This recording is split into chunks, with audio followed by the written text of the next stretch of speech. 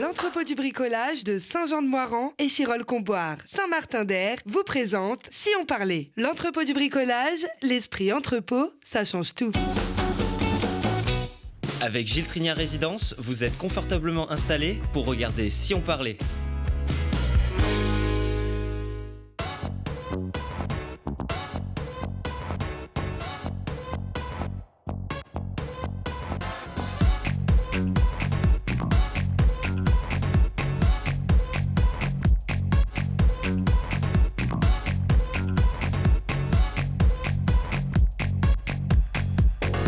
Bienvenue à tous, toujours un bonheur de vous avoir avec nous. On est là comme toujours pour découvrir tous ces talents fous qui viennent de chez vous, toutes ces énergies qui font bouger les lignes et qui méritent tellement plus de place dans les médias. Heureusement, les médias ne jouent plus le jeu des différences entre handisport et sport. Est-ce encore le cas sur le terrain après le succès des Jeux paralympiques? L'association Dynamove nous en parle. Le sport, l'art ou les deux à la fois. Les sirènes des bassins prolongent le rêve. En Isère, la natation artistique prend un bon coup de jeune en surfant aussi sur la vague de l'Olympe. Le jazz est né sur la vague de la modernité et les jeunes le prouvent. Encore, le style se réinvente chaque jour pour toutes les générations avec les maîtres du genre dont on est si fier sur notre territoire, le maître du genre. Il a joué avec les plus grands des grands de la pop. Eh bien, c'est lui, l'un des plus grands des grands jazzmen, mais oui, qui apaise notre pouls depuis des décennies tout en dépoussiérant les clichés. Alfio Origlio, bienvenue. Bonjour. Toujours un plaisir. Pianiste, compositeur, vous sortez un nouvel album. Il est là, Memories, avec l'accent, avec le nouveau groupe Human Flow. Exactement. On le découvre dans un petit instant? Avec plaisir. Allez, les piscines débordent depuis quelques semaines. Il y a des petits nageurs qui ont succombé à la Léonmania. Mais si la natation artistique n'a pas fait le même plein de médailles françaises, eh bien les tricolores ont fait sensation et l'onde retentit ici, encore jusqu'à nous. Francesca Filatondi, bienvenue. Merci. Coach international, directrice artistique de la troupe Undine Aquatic. Aquatic quoi déjà? Theater, c'est ça. Undine. On va dire aussi, qui nage comme des sirènes pour de vrai. On voit ça dans un petit instant. Et si le handicap s'efface dans l'eau, c'est bien connu, il faut encore batailler sur les routes pour promouvoir les joies du handisport et baliser les chemins de l'accessibilité. Mais ça progresse, Sandrine? Ça progresse. Ah, super. Ça progresse, oui. Sandrine Ligonès, présidente, Sandrine, de Dynamove, une association qui vise à promouvoir le handicap par le prisme du sport. Le sport dont vous êtes une grande fan, Sandrine. Quelle est votre histoire avec le sport? Racontez-nous. Le sport, je suis tombée dans le sport très jeune. J'ai commencé par l'escalade, qui a été ma passion pendant de nombreuses années. Petite déjà? Oui, escalade, ouais. À partir de 8 ans, j'ai commencé, alors que c'était un sport qui n'était pas encore très médiatisé, qui n'était pas encore... olympique. Voilà, tout à plus. fait. Là, ça pareil, c'est un peu comme le handicap maintenant. On en parle beaucoup de l'escalade et c'est chouette. Et puis, j'ai eu un accident d'escalade, il y a déjà 17 ans, qui m'a rendue paraplégique. Mais le sport, ça a toujours été quelque chose pour moi, permettre de se dépasser. Et c'était important dans ma vie. Le moyen de rebondir? Le moyen de rebondir aussi. en plus. Après l'accident, je me suis dit merci, heureusement que j'ai fait du sport avant, parce que ça m'a beaucoup aidé. Et ouvert des perspectives et puis un nouveau combat aussi. Exactement, des nouveaux défis. À relever. Un combat toujours avec le sourire. Alors pour nous, ça tombe tellement bien. Il y a quelques semaines, il y a des choses qui ont secoué vraiment la planète. Et moi, je garde vraiment cette image comme l'une des plus belles que j'ai pu voir à la télé. Alors on n'a pas le droit de mettre des images des Jeux Olympiques, donc on regarde cette photo. Alors on est là, il y a Martin Solveig, on fait la fête, il y a des fauteuils, il y a des aveugles, il y a de tout. Et on fait tous la fête. Et elle veut dire beaucoup de choses, en fait, cette cérémonie-là. Ouais, c'est ensemble. Là, cette fois-ci, on était vraiment tous ensemble, que ce soit Valide, Andy, on a partagé le même événement. et devant la France et les pays. Donc chouette, c'est là qu'on s'est rendu compte qu'on ne faisait qu'une seule famille, des sportifs. Et oui, mais ça c'est votre combat depuis de nombreuses années déjà, depuis 17 ans. Donc avec vos yeux déjà, en termes d'émotion, comment est-ce que vous avez vécu ce qui s'est passé l'été dernier? Où vraiment 24 heures sur 24, sur le service public, le même traitement, le même temps d'antenne que les valides. C'était même pas un rêve ça, il y a 17 ans. Ah non, c'est vrai que là on a vraiment dépassé nos espérances et ça y est, on se dit là il y a une page qui est tournée et bon, il faut continuer parce que ok, ça a été une grosse visibilité pendant plusieurs jours.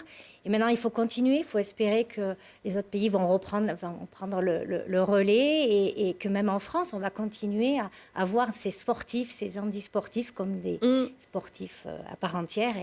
Et voilà, et ça change.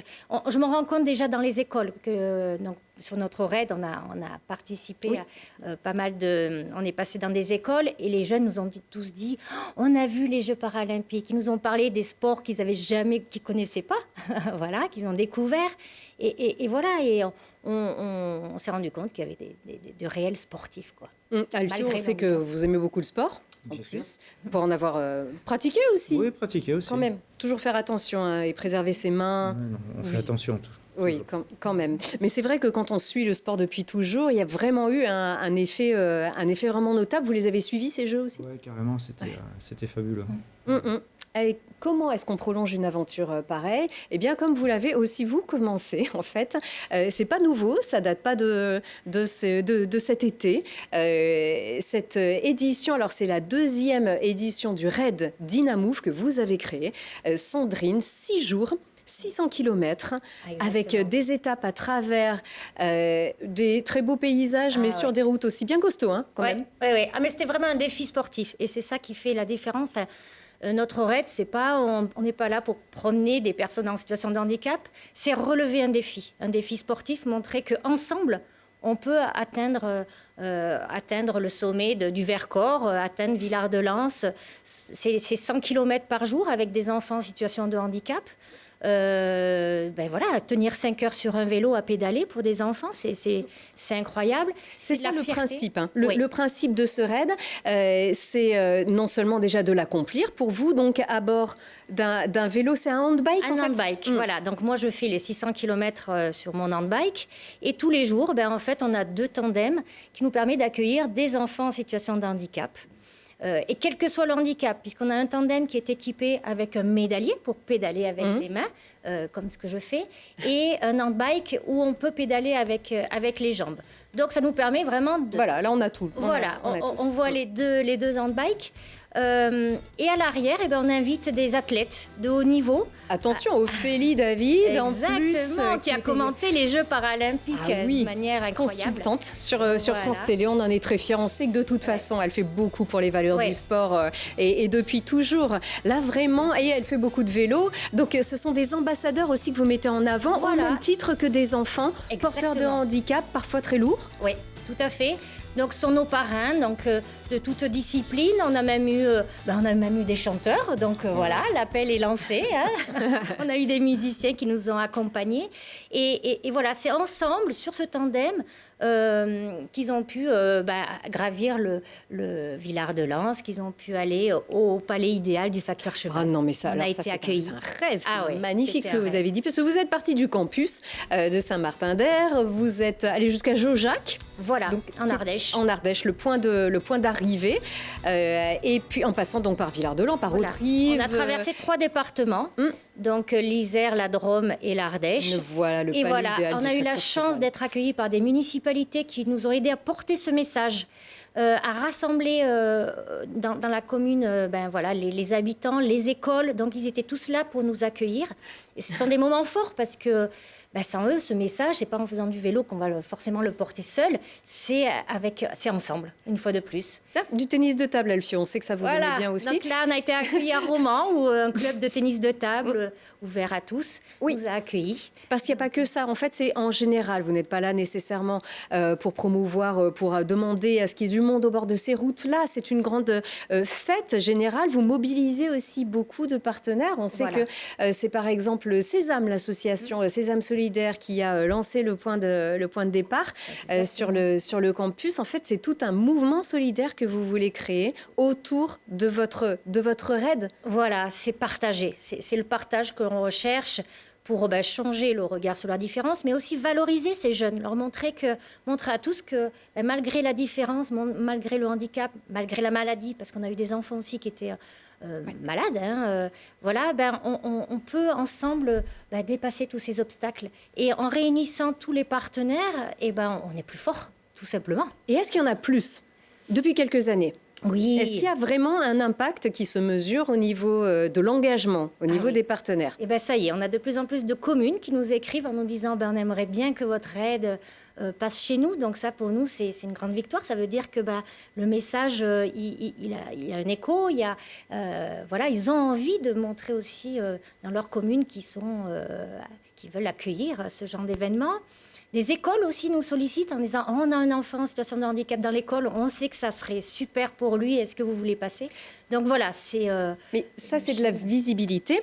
Donc concrètement, en fait, quel constat est-ce que vous pouvez dresser après ce raid ? Est-ce qu'il y a eu véritablement un avant, un après Jeux paralympiques de Paris ? Je pense que ça a joué forcément parce que on se rend compte que... on fait pas, on parle pas du handicap que pour la semaine des personnes handicapées, mais que ça fait partie. C'est comme quand on regarde un film. Si on regarde en noir et blanc, c'est pas chouette. Notre vie, elle est faite de couleurs, de différences, et voilà. Et on en prend conscience grâce aux médias, grâce à la portée des Jeux paralympiques aussi que, c'est plein de belles couleurs à mettre en lumière. Et oui, je pense qu'il y a eu un réel engouement pour ça, pour dire mais on veut vivre cette aventure avec vous. Donc beaucoup de personnes valides veulent découvrir comment on fait pour faire du vélo, comment on échanger avec nous, et c'est chouette, c'est le début de cette sensibilisation. Et est-ce que le message il doit perdurer pour les structures, pour l'accueil, pour l'accessibilité, pour avoir des créneaux dans les gymnases, pour avoir des enseignants davantage spécialisés, parce qu'on ne coache pas non plus n'importe qui, n'importe comment. Tout à fait. C'est aussi, les communes, elles prennent conscience. Par exemple, un exemple tout simple, un village qui était très heureux de nous recevoir, ils se sont rendus compte qu'il n'y avait pas d'hébergement dans leur village pour accueillir, pour pouvoir dormir. Quand on est en situation de handicap, on a besoin d'un petit aménagement supplémentaire. Et ça fait prendre conscience aussi à ce qui manque. Parce que tant qu'on ne le vit pas, on ne peut pas se rendre compte. Donc là, ça permet de déclencher peut-être des nouveautés, des changements. Dans votre approche, dans votre démarche, vous osez davantage à présent qu'il y a eu ça, qu'il y a vraiment, non pas cet effacement des différences, parce qu'elles sont importantes, mais on en tient compte, on les voit. Regardez, votre fauteuil, il est là, il est beau. et c'est le sens même de l'intégration, de l'inclusion, c'est que la place est à tout le monde. Et vous, votre voix, elle porte non pas pour aller prier quelque chose, pour aller... non, c'est normal. Aujourd'hui, est-ce que vous vous sentez plus légitime à présent que cette place a été largement faite aussi dans les médias, à présent que cet accueil a été merveilleux pour vous ? Oui, ça nous aide énormément. Ça nous aide parce qu'on se dit, on est légitime pour aller, pour montrer que, comme on se déplace en fauteuil, on a besoin d'un hébergement accessible. Un métro aussi, parce que quand nous, on a de la chance avec le tram, à Paris, c'est compliqué de prendre le métro. Du matériel. Parce qu'on se rend compte que le matériel, il existe des vélos, mais nous, nos handbikes, ça aussi, les entreprises qui nous ont dit, pourquoi pas vous aider à créer un vélo. Parce que c'est Moi, cher. le mien, je l'ai acheté aux États-Unis, c'est quand même dommage. C'est cher et c'est très cher. C'est très, très cher. Donc voilà, tout ça, c'est prendre conscience que, il y a des personnes qui ont besoin de matériel et c'est normal que des entreprises, peut-être, se mettent à concevoir du matériel adapté et voilà, on est des clients comme les autres et il y a peut-être une... Bon, est-ce qu'on voit encore plus loin pour le prochain raid alors ? Oui, je pense que cette fois-ci, on aimerait pouvoir faire un raid où on invite beaucoup plus de gens à partager cette aventure. Beaucoup de personnes nous disent, est-ce qu'on peut vous suivre sur les routes ? Donc là, pour l'instant, c'était un peu compliqué parce qu'il y a une organisation à mettre en place. Et pour 2025, j'aimerais pouvoir créer un raid en m'associant, pour l'instant je ne peux pas trop en parler, mais en m'associant à une course qui est assez connue de vélo. Le Tour de France, par exemple. Il faut que ça soit accessible quand soyons même. fous, Hein, soyons fous, voilà, allez. que ce soit réaliste. Bon. Voilà, donc Une grande ça course reste, dans la région. Voilà, une grande course et qui nous permette de pouvoir accueillir dans notre équipe d'autres personnes pour ensemble. Oui, avoir faire peut-être cette des ouvertures d'étapes ou des choses comme ça, faire Voilà. davantage de bruit. Bon, ça serait une super idée. On se retrouve au printemps peut-être alors. Voilà, Ouais. au printemps, il y aura un petit raid Dynamove, ouais, ou un grand. Ou un grand, bien sûr. Ça fonctionne, Francesca, la natation artistique, on peut en faire aussi, il y a des sections handi? Oui, ça existe et ça existe aussi en France. Et d'ailleurs, l'équipe des France des handis, elle est quand même plutôt forte. Il y a des championnats d'Europe, il y a des championnats du monde. Donc oui, ça existe. En fait, c'est très inclusif. Et maintenant, il y a les messieurs qui rentrent et il y a Oui. les handis. Donc oui, ça devient vraiment un sport complet accessible à tout le monde. Et nous, d'ailleurs, on a eu pas mal de demandes cette année aussi des petites qui sont venues nous voir. Après, du coup, aussi l'effet des JO, des Paralympiques, ils sont venus nous voir pour essayer la natation synchronisée. Et du coup, là, on a 2 filles qui sont dans cette condition un peu sport adapté, sport handicap, qui participent du coup en cours des débutantes ou dans le cours des natations, par exemple. Et c'est très important, en fait, pour nous, pour avoir ça aussi. Ça a vraiment ouvert tout le champ des possibles alors. Ouais. On la découvre tout de suite avec vous, cette discipline.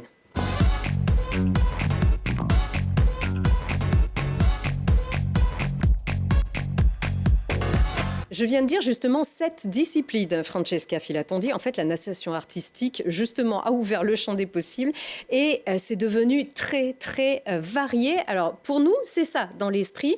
La natation synchronisée, historiquement, ce sport, c'est celui-ci. Ça, ce sont des images, c'était à Échirolles, où vous êtes d'ailleurs au bord du bassin, à ce moment-là. La natation artistique, telle qu'on la connaît, c'est ça, en fait. C'est un ballet avec des acrobaties. Oui, alors la natation synchronisée, il est parti comme un sport où il y avait une chorégraphie à faire avec entre 8 et 12 personnes. Je parle vraiment des débuts de la natation synchronisée. Et toutes ces personnes devaient se synchroniser ensemble et faire aussi des figures kaléidoscopiques à la surface, mais aussi des acrobaties. Alors, les acrobaties de l'époque, c'était pas si difficile comme on les voit maintenant. Maintenant, les filles, elles sont suivies par des coachs spécifiques sur l'acrogym, ou en tout cas sur l'acrobatie. Du coup, ils passent beaucoup du temps à sec pour apprendre toutes les techniques de l'acrobatie. Donc, ils ont leur ceinture, la salle fait pour essayer les tapis aussi pour faire les acrobaties. Mais là, on parle un manuel des figures acrobatiques qui, nous, on rêvait quand on était jeunes. En fait, ça n'existait pas tout ça. Maintenant, c'est tout un nouvel règlement avec tout un manuel où il y a au moins 300 figures acrobatiques à apprendre. Donc, c'est devenu plus technique, alors, la natation artistique. Vachement plus difficile. Déjà, c'était compliqué, difficile, parce qu'il y avait plein de choses à travailler. Dans la natation, l'endurance, la technique, la chorégraphie. Du coup, tout ce que c'est aussi la danse, la synchronisation. La synchro, c'est ça aussi. C'était dans le titre, d'ailleurs. Mais ça a changé maintenant. On parle de natation artistique. Oui. Ça peut s'appeler aussi natation artistique acrobatique, alors. Oui, ça c'est vrai. Ça peut être les deux. Et à mon avis, ça existe déjà. En fait, il y a quand même une chorégraphie qui c'est spécifiquement acrobatique. Donc en fait, les juges, ils vont juste juger la partie acrobatique. Déjà hors sol, avant de rentrer dans l'eau, parce qu'on voit que les chorégraphies se multiplient aussi juste avant de sauter dans le bassin. C'est vrai que là, ça fait partie du règlement, le fait maintenant de faire une mise en place avant de sauter dans l'eau. Donc, en fait, les filles, elles sont jugées à partir de leur marche, en gros, quand elles rentrent à la piscine, elles commencent à être jugées. Du coup, pour tout ce qu'ils présentent. Après, il y a quand même, au niveau des sécurités, on ne peut pas faire des acrobaties encore hors de l'eau. On peut faire des sauts, mais ça doit rester dans la sécurité. Ce n'est pas vraiment comme un acrogym, que les filles, elles ont quand même des tapis. Voilà. C'est ça, oui, acrogym ou acrosport, c'est vrai que ça ressemble à ces disciplines-là qui sont très, très acrobatiques. Mais là, c'est donc dans l'eau. Et quand on a le plus haut niveau, on peut avoir la chance d'aller au JO. Et nous, on a eu la chance d'avoir un petit bout de JO sur notre territoire, puisque vous avez supervisé un stage de préparation de l'équipe en duo de Nouvelle-Zélande, qu'on a eu justement la surprise ou la chance de voir s'entraîner juste quelques jours avant les JO et après d'ailleurs. Comment ça se fait? Que vient faire cette équipe de Nouvelle-Zélande en Isère? Alors là, j'ai connu les deux filles. Nina et Eva. Oui, c'est ça. L'été dernier, je suis allée à la Nouvelle-Zélande, convoquée par la Fédération de la Nouvelle-Zélande pour donner quelques pistes et un peu d'aide à cette fédération, ça reste quand même une fédération petite dans la natation synchronisée. Et du coup, mon objectif, c'était de suivre tous les clubs des deux îles, l'île du Nord et l'île du Sud de la Nouvelle-Zélande, et donner des exercices à faire, des pistes, vraiment des pistes d'entraînement. Ça se fait que du coup, j'ai connu notamment Eva, surtout, j'ai dormi aussi dans sa maison, donc on a vraiment créé un lien.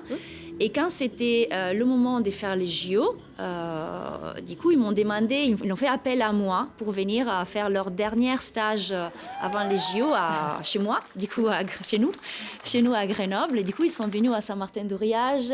En public aussi, vous avez voulu médiatiser, ouvrir tout ça au public. Oui, c'était vraiment bien aussi pour elles. Ils ont apprécié. Et là encore, j'ai reçu des messages des deux filles qui étaient trop contentes d'avoir autant de monde juste pour un entraînement. En fait, vraiment, la natation synchronisée, là-bas, elle n'est pas si développée. Du coup, voir autant du monde, voir juste un entraînement, pour elles, c'était quelque chose de magique.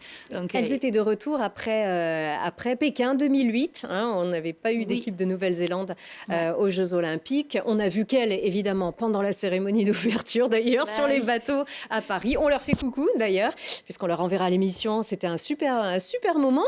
Et des petites aussi qui ont pu les rencontrer et qui se sont dit, tiens, pourquoi pas moi ? C'est un petit peu ce que vous disiez. Il y a eu aussi cet effet JO. Oui, il y a eu l'effet JO. Du coup, déjà, l'occasion de les voir et de pouvoir entrer dans l'eau avec elles cette journée-là, les portes ouvertes, c'était super bien. Les filles, elles étaient vraiment accueillantes vers les nouvelles qui voulaient essayer. Du coup, ils ont invité tout le monde à aller dans l'eau. Ils ont invité même les grandes, même moi, mais non. Oui, voilà. Non, pas possible. Du coup, en fait, parce que tout le monde peut en faire et se faire plaisir, même si ça paraît vraiment difficile, physique. On croit qu'on a pied, mais en fait non. Il faut c'est des heures et des heures dans l'eau, pour vraiment technique. On met vraiment beaucoup de temps pour arriver à un certain niveau. On parlait en fait avec les messieurs juste derrière les coulisses tout à l'heure, en fait, on s'entraîne au niveau national, on s'entraîne entre 9 et 10 heures par jour. Et moi, j'étais en équipe nationale d'Italie, du coup, on s'entraînait entre 8, 9 et 10 heures par jour avec une demi-journée de repos juste le dimanche sur 7 jours. Donc, c'est vraiment, on ne pense pas qu'un sport artistique, il demande autant d'entraînement, en fait. Mais il y a plein de choses à travailler. Hors de l'eau, le physique, la danse, l'expression. Oui. C'est tout ça, en fait. Et ça se fait qu'après, on reste accroché. Tout le monde qui a fait la synchro, il continue toute sa vie, en fait. Oui, comme vous, d'ailleurs, puisque vous avez fait de la compétition, vous coachez aussi. Et si vous allez quand même encore un petit peu dans les bassins, vous produisez. Alors ça, c'est donc votre association qui s'appelle Ondine. Donc votre troupe, je ne sais pas si on peut parler de troupe. Et qui vraiment mise aussi beaucoup sur l'artistique. On sait que c'est très important pour vous. On parlait tout à l'heure de ces variations désormais de cet univers de l'artistique. On peut de la natation artistique, on peut juste aussi faire déballer, moins d'acrobatie, se faire plaisir juste en dansant dans l'eau avec vous. Oui. Avec Ondine, donc votre troupe. Avec la compagnie, nous on travaille beaucoup sur tout ce que c'est l'expressivité. Donc, on fait un travail du théâtre. On a des profs de théâtre qui interviennent pour les stages, pour apprendre les filles à s'exprimer, parce que c'est pas évident. En fait, ils sont des jeunes, ils sont toutes timides. Mais même un grand, en fait, même un adulte, c'est quand même difficile de se montrer devant le public sans montrer cette partie timide, en fait. Et du coup, on travaille avec des profs de théâtre, on travaille avec des profs de danse contemporaine pour permettre les filles et d'exprimer avec le visage, mais aussi de s'exprimer avec le corps. Et du coup, pour être un peu plus à l'aise quand on est dans l'eau. Parce que déjà, quand on est à sec, c'est difficile. Mais quand on est dans l'eau, on a aussi la difficulté de rester à la surface. Ça paraît inatteignable, en fait. Le travail musculaire pour arriver à faire ça dans l'eau, il y a des sports où tu te dis, bon, je comprends. Et là, je ne comprends pas. Musculairement, ça doit être un travail incroyable. Oui. Quand tu dis 10 heures par jour, je comprends. Mais c'est un sport qui doit faire peur pour l'approcher parce que ça paraît tellement... inaccessible. Ouais, inaccessible. C'est vrai que par rapport à un autre sport, qu'on voit tout de suite les progrès... On comprend. Là, on ne comprend pas. Nous, en fait, quand les petites, elles viennent, elles veulent tout de suite faire la chorégraphie. Mais en fait, c'est un sport qui, tu vois les progrès très, très long, dans le long terme, en fait. Oui, c'est ça. Et il faut continuer, il faut insister. Oui, du coup, ouais. Alors, il y a toujours ce côté qui a l'air un petit peu inaccessible. Et puis, le plus inaccessible, c'était peut-être aussi le rêve. Le rêve qu'on a tous eu quand on regardait ces images de folie. Alors, qui n'ont pas vieilli. Comment dire? L'image, oui, elle a vieilli un petit peu. Mais est-ce qu'on a fait mieux qu'Esther Williams à la MGM dans les années 50? C'était vraiment la reine. Est-ce que vous connaissiez, vous aviez vu déjà ces images qui étaient vraiment d'un niveau... d'un niveau visuel, artistique et visuel assez incroyable. Je trouve que pour l'époque, en fait, les filles, elles étaient vachement bien synchronisées entre elles. Et les garçons aussi. Je vous ai trouvé des maillots des garçons. Eh oui. C'est vrai. Parfait, Il y avait pas. Non, parce que quand on dit oui, il y a toujours des filles. Est-ce que c'est une discipline un peu sexiste? Non, il y a aussi des garçons. Ouais, mais en tout cas, oui, ça, c'est les images qu'on regardait avec ma maman sur le canapé quand j'étais petite. Donc, je connais très bien Esther Williams. Mais Un peu kitsch, et c'est ça qui est beau, en fait. Mais en fait, nous, la synchro, elle a développé grâce aussi à cette image-là. Parce que sinon, personne ne connaissait qu'est-ce que c'était la natation synchronisée. Donc, grâce aussi à des images un peu kitsch, on va dire. Des moyens techniques incroyables aussi à l'époque. Oui. Voilà, des studios dans ces bassins, il fallait. Et aujourd'hui, d'ailleurs, il y a certaines grandes marques qui se sont inspirées de ces ballets d'Esther Williams pour leur défilé de fashion haute. Voilà, sans citer de marque, mais vraiment, ça cartonne encore. Et c'est toujours très, très tendance. Moi, je rêve qu'on revienne à ça et qu'on puisse revoir ça même dans nos salles. Je sais que c'est un gros défi. Est-ce que c'est écologique? J'en sais rien, mais en tout cas, ça fonctionne et ça fait rêver. Ce qui fait toujours rêver, c'est les sirènes, le rêve de la sirène. Et c'est ce que vous avez créé ici. Vous entraînez toujours cette fameuse nage sirène qui n'a pas que physique, donc pour travailler les abdos et tout le corps. Vous en avez fait des véritables ballets avec des créations, d'ailleurs, de véritables queues de sirène cousues main. Oui, en fait, oui. Nous, c'est encore tous les ans, en fait, on repropose cette activité. Et il y a toujours beaucoup des petites, des grands, des garçons aussi qui vont en faire. Nous, on l'a fait à la piscine des Crolles, c'est une fois par mois, c'est une dimanche par mois. On fait 1 heure des cours des sirènes et... Eh bien oui, ça existe, les sirènes existent. On ne peut pas voir leur transformation, il faut quand même garder quelques secrets, mais ce sont des vraies sirènes. Ouais. Et par exemple, on l'utilise beaucoup sur les journées de cohésion. Il y a une équipe des rugbymen qui nous ont demandé de faire la journée de cohésion en 30 personnes avec cette queue de sirène. Mais c'est génial. Je trouve que c'est génial, vraiment. C'est génial le fait, ou les anniversaires en fait. Il y a une famille qui est venue tous ensemble avec papy, mamie, fille, garçon et les parents, tout habillés en sirène ou triton. Et ils sont venus à la piscine à faire leur représentation, à faire leur cours. En fait, ils étaient super contents. Donc, ça crée vraiment quand même des cohésions. Les tritons qui peuvent avoir leur harpon aussi, parce qu'ils veulent quand même garder un certain sens de la mythologie aussi, pourquoi pas? Je peux rajouter une petite chose. En fait, on a aussi là, sur le cours des sirènes, on a des personnes qui sont venues, qui ne se sentaient pas bien dans leur peau. Alors, le fait d'être dans l'eau et le fait d'avoir une queue de sirène, de pouvoir s'exprimer, ça a été super bien pour elles. C'était comme une sorte de thérapie, je vais dire. Ah oui, ça peut paraître bizarre et en fait, ça fait du bien. Oui, vraiment, ça a été vraiment très bien pour cette personne qui est venue et qui continue d'ailleurs. Et elle se sent super bien avec nous. Du coup, ça peut être aussi une partie, en fait, un travail à faire là-dedans. D'accord, mais on parle aussi d'accessibilité. Est-ce que, par exemple, Sandrine peut essayer? Est-ce que c'est quelque chose qui est possible? Sandrine, vous, votre mobilité, vous avez les abdos? Moi, j'ai les abdos. J'ai la chance d'avoir pu garder les abdos. Donc, oui, je faisais de la natation aussi. L'arrière, il peut suivre. Dès qu'on a de la vitesse, on peut continuer à nager. Ça peut faciliter peut-être aussi les sensations, cette nage, cette on ne bougera pas. Notre sirène, on fait onduler avec les abdos. Exactement. Bon, on l'a vu dans les Jeux paralympiques, qui étaient exceptionnels. Sans bras, sans jambes, et ça ondulait quand même. C'est vrai que ça porte, du coup, ça peut être plus accessible par rapport à un sport hors de l'eau. Tout à fait. C'est sûr. Bon, et il y a de la place encore. On peut apprendre aussi bien la natation artistique que la nage sirène, faire du ballet aussi avec vous. On peut toujours s'inscrire. On peut s'inscrire. On tape Undine avec un U, Undine Aquatic Theatre. .com. D'accord. Et on peut trouver les informations sur notre site. Wow. Ça, c'est très... Pardon? Oui, on peut s'inscrire tous les deux. Ça va s'inscrire, évidemment, Alfio. Avec la musique d'Alfio. Si c'est possible. Ça peut être une belle chose. Ah ouais, parce que le piano, il est gling aussi. Il sait faire des gouttelettes. Merci beaucoup, Francesca, pour ce beau sourire encore une fois. Et vous êtes toujours la bienvenue ici. On va la découvrir, d'ailleurs, peut-être la future musique de vos théâtres.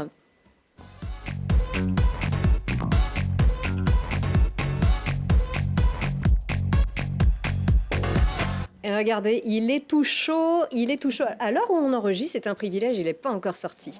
Il sort sur le mois d'octobre, donc cet Alfio est avec nous. Heureusement qu'on l'a d'ailleurs, Alfio Riglio et cet album qui s'appelle Memories. Oui. Les souvenirs. Ça y est, c'est l'heure des souvenirs de regarder dans le rétro. Non, je regarde devant, mais il y a tout un background que je ne peux pas effacer.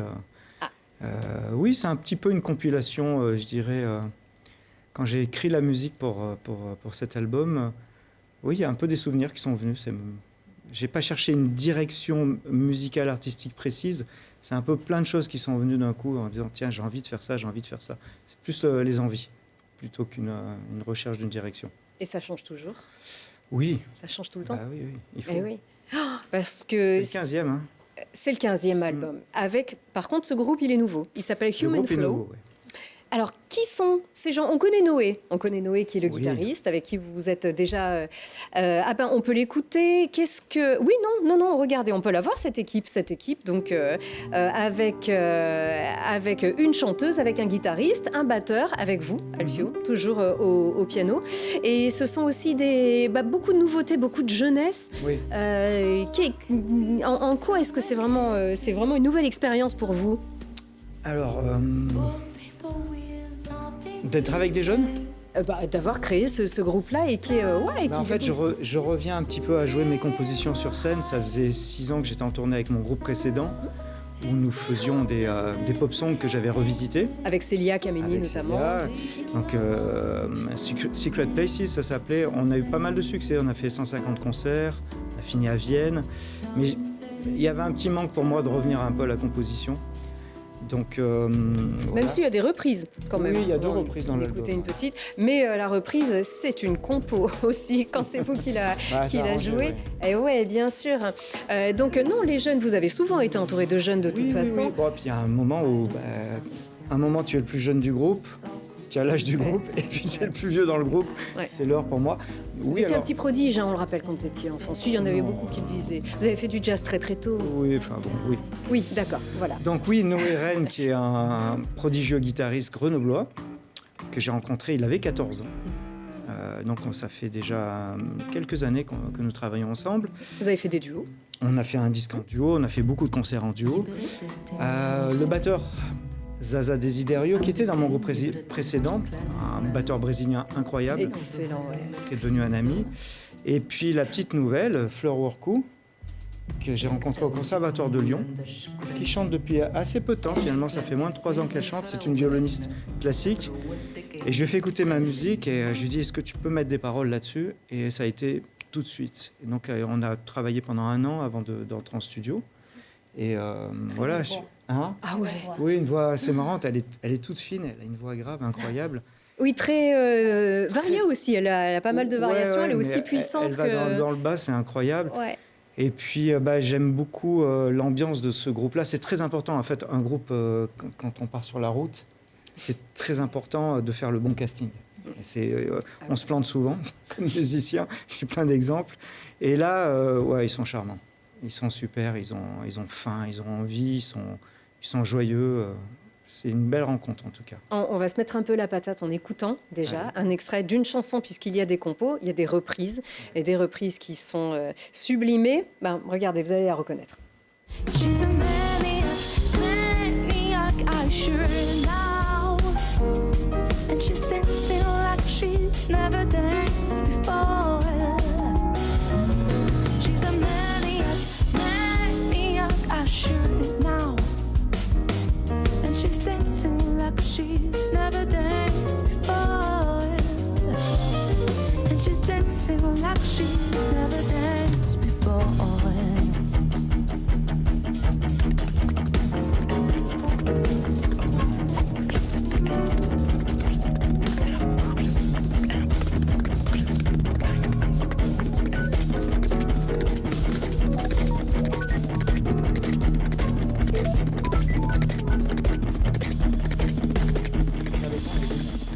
Là, on voit que tout le monde s'y est mis au beatbox.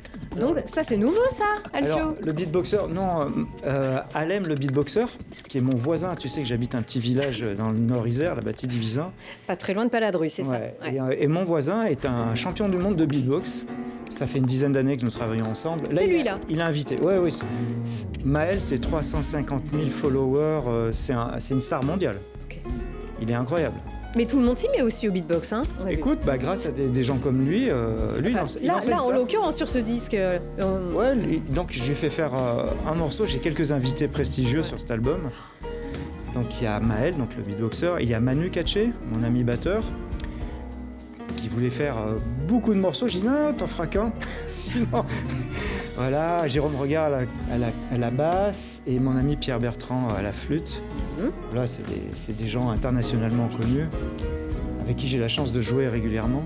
et ça sent la joie, hein? Que ce soit avec oui, les oui, invités qu'avec le groupe, on le Oui, disait, oui, hein? oui. Pas d'erreur de casting, Non, ça se non, sent, ça se voit. Hein? C'est un groupe vraiment super. Je suis très heureux avec eux. Ah, ça c'est chouette en tout cas de pouvoir aussi se renouveler avec ce plaisir à la fois en studio et aussi sur la scène puisque vous produisez au concert. On peut vous applaudir bien sûr. C'est avec ce groupe-ci, avec cette configuration-là ou est-ce que Sous mon nom- vous changez? Je change. En fait, moi, je suis pianiste dans plusieurs groupes. J'ai la chance d'être appelé par pas mal de personnes pour travailler. Mais je porte un projet en général quelques années, 5-6 ans. Et là, ça va être le Human Flow dans les mois à venir. Où est-ce qu'on peut trouver toutes vos dates aussi si on veut pas vous rater? Sur, première page sur Google, mon site. Allez. Et sinon, Facebook, Instagram, elles sont annoncées régulièrement. Tout le site, donc on rappelle, le groupe s'appelle Human Flow. Votre nom, Alfio Riglio, vous trouvez forcément un petit peu partout toutes les infos. Ça, mais qu'est-ce que c'est doux. Vous pouvez mettre ça en fond pendant que vous êtes à la maison, tranquille, en faisant redescendre la pression de la journée, ou vraiment à tout instant, au réveil. Ça fait du bien avec Merci. le café, bien sûr. Et puis alors, comme on disait que, effectivement, vous avez un talent inné, il est inné. Regardez, par exemple. Regardez, qui est allé le chercher? Hein? Ça va. On aime bien la ressortir, cette image de Sting. Hein. Là, ça c'est un bonheur. C'est Manu Katché d'ailleurs qui l'a annoncé. Hein. Oui, Manu, un jour m'appelle, il me dit « Tiens, ton rêve va se réaliser, on a besoin d'un pianiste. » Ah bah oui. J'ai aimé surtout quand il me dit, il me sort les noms des grandes chansons, il me dit « C'est OK ?» Je fais « Bah ouais, ça fait 30 ans que c'est OK. » Mais pas de problème. Ça, c'est le must. C'est un des plus Dans beaux la moments. pop. Plus, c'est à Vienne. Dans la pop, Sting, ouais, c'est un peu le rêve de beaucoup de musiciens. Et en plus, un gars charmant. On devait répéter. Il me dit, je sais plus, Message in the Bottle, c'est OK. Je fais, ouais, c'est bon. Dis-moi juste la tonalité. Il me dit un ton au-dessous, j'ai un peu vieilli. Il me dit, on va voir, il y a un match là. Et en fait, au lieu de répéter, je suis allé voir un match de foot dans un rad à Vienne avec lui. C'était incroyable. Ah, tous les deux. Oui, Bah oui. Ouais. Oui, Vous plutôt étiez que pour la répéter. même équipe, j'espère. Bah, Si, c'était ça- Angleterre-Ukraine, je me souviens. Ah. Mais ce qui était marrant, c'est oui, il fait confiance. Il fait confiance, il m'a expliqué ses signes. Et puis les chansons, bah, on les connaît. Hein. Donc c'est vrai que je pense qu'à la Bâtie-Divisin, je dois être le pianiste qui avait le mieux bossé les chansons de Sting. Sur C'est le moment. possible. Mais bien au-delà aussi. Est-ce que on peut dire, Alfio, que tout a commencé là, regardez, avec eux? Waouh. Avec lui. Oui. Vous les voyez, les mélos? Ah, vous en connaissez C'est- quelques-uns. Mais ouais, j'en connais quelques-uns. Et puis aussi celui de gauche, Eh ben à la oui. batterie. Il y a mon père et votre père au piano. C'est ça, à droite, mon papa et votre Gunther, papa. qui est mon... Sauveur, comme Ouais. on dit, Salvatore Origlio, toujours avec. C'est à la soupe, comme on disait, c'était à la soupe aux choux, ça. Ça, ouais. Ces Jazz Club de images-là. Grenoble. Et vous jouez avec lui. Je joue encore avec mon père, alors c'est on génial. voit Malcolm Potter aussi, Noirène bien sûr, mais il est là, Salvatore Origlio, votre papa, batteur, toujours beaucoup de une osmose aussi quand vous jouez tous C'est les deux génial de aussi. jouer hein. avec son père. Ouais. Il faut que chaque fois je me dise, parce que je suis très dur avec les batteurs quand je joue, je dis non, c'est mon père, il faut que je sois moins dur. Et voilà, c'est génial. Il a formé une équipe de bénévoles autour du Jazz Club de Grenoble. Le Ouais. Festival de Grenoble, c'est des gens fantastiques qui se dévouent pour la musique et les musiciens. Et on a ça à Grenoble et c'est génial. Alors c'est un sport, c'est un sport, c'est aussi du sport, ouais, le piano, ça c'est sûr. C'est aussi un instrument à percussion, à cordes et à percussion. Oui. Les percus, la Si, batterie, moi je fais un peu vous de a- batterie, oui bien aussi. sûr. Oui. Il n'y a jamais eu aussi la frustration du papa de pas se dire bon il a pas fait de la batterie comme moi alors. Non, arriver. non, mais je pense que la plupart des musiciens, on est multi-instrumentistes. Oui, enfin vous, Si vous oui. faites une soirée reggae, je viens à la basse, c'est pas un problème. Ah, bah allez, forcément. Hein, Francesca, il y a le choix donc entre le reggae peut-être, d'Alfio ou le piano, ça va être très très chouette. Merci encore de nous avoir présenté. Il est délicieux cet album Memories. On a toujours beaucoup de bonheur aussi à vous écouter. Toujours des grandes soirées Alfio. Toujours le bienvenu. Merci Sandrine aussi de nous avoir fait rayonner ce plus beau sourire et donner aussi plein d'espoir. Tout comme vous, Francesca, merci beaucoup encore. Et merci à vous, toujours de votre fidélité. À très vite.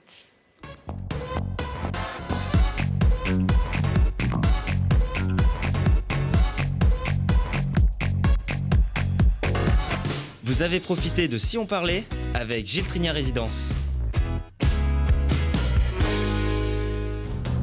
L'entrepôt du bricolage de Saint-Jean-de-Moiran et Chirolles-Comboires, Saint-Martin-d'Air vous a présenté Si on parlait. L'entrepôt du bricolage, l'esprit entrepôt, ça change tout.